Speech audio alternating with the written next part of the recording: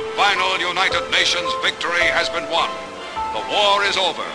Peace is here. Surrender of a new world of peace.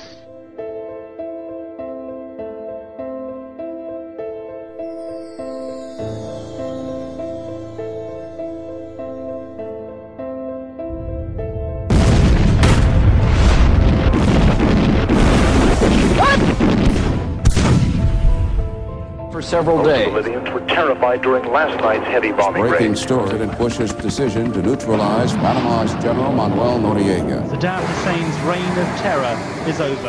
Of the war in Iraq. Since World War II, wars and occupations, we have seen a dramatic escalation in United States military actions around the globe.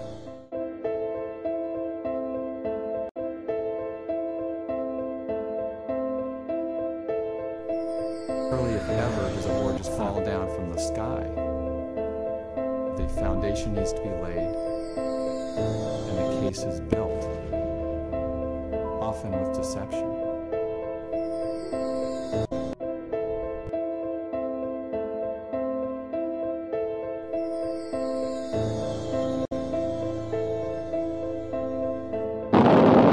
The use of propaganda to arouse public support for war is not new.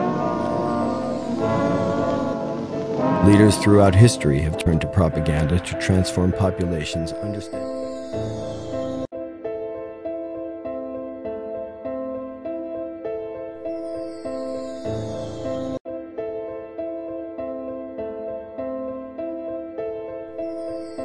Like these and their terrorist allies constitute an axis of evil, arming to threaten the peace of the world.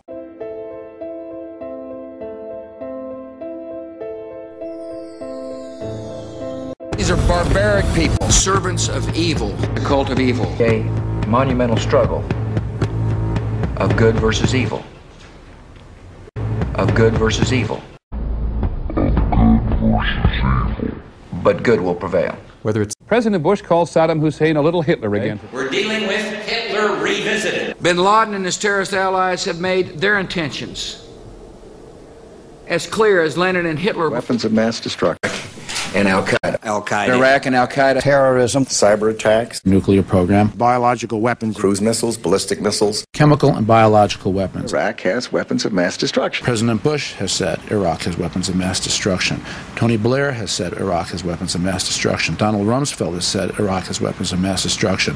Richard Butler has said they do. The United Nations has said they do. The experts have said they do. Iraq says they don't. You can choose who you want to believe. The repeated claim that the United States uses military force only with great reluctance.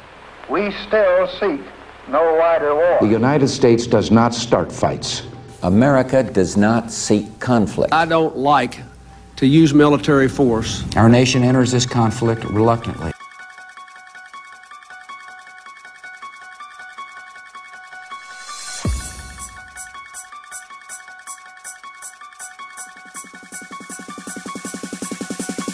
Death. Our cause of liberty, our cause of freedom, our cause of compassion and understanding. People want democracy, peace, and the chance for a better life in dignity and freedom. But even as planes of the multinational forces attack Iraq, I prefer to think of peace, not war. To deter and defend against aggression, to preserve freedom and peace. No one, friend or foe, should doubt our desire for peace.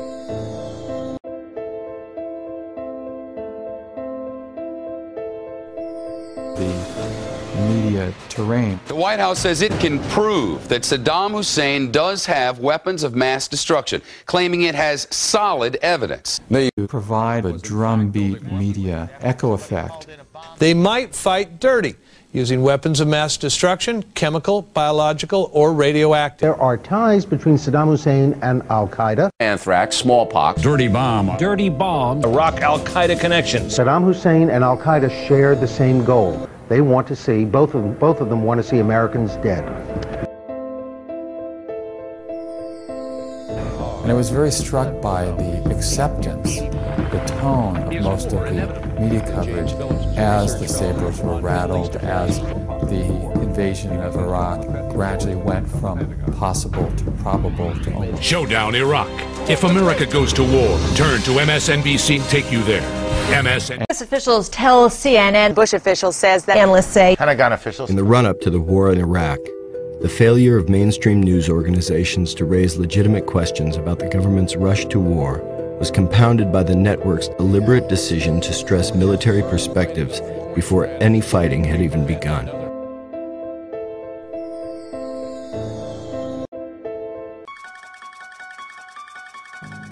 The Pentagon's influence on war coverage has also been evident in the news media's tendency to focus on the technical sophistication of the latest weaponry. Iraq, they think it is almost certain.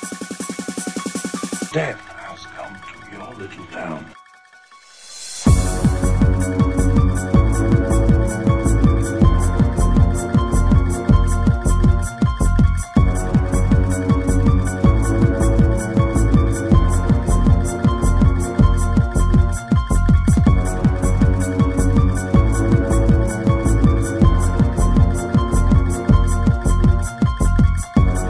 Controlled the media during the 1991 Persian Gulf War, limiting where reporters could go and often restricting access to small groups of pool reporters. This time, the Pentagon is doing an about-face. After running more than 230 journalists through media boot camps, the Pentagon is inviting more than 500 media representatives to accompany U.S. combat units to war. Despite being widely praised as a new form of realism in war coverage, the strategy of embedding reporters has raised new questions about the ability of war reporters to convey balanced information to the American people.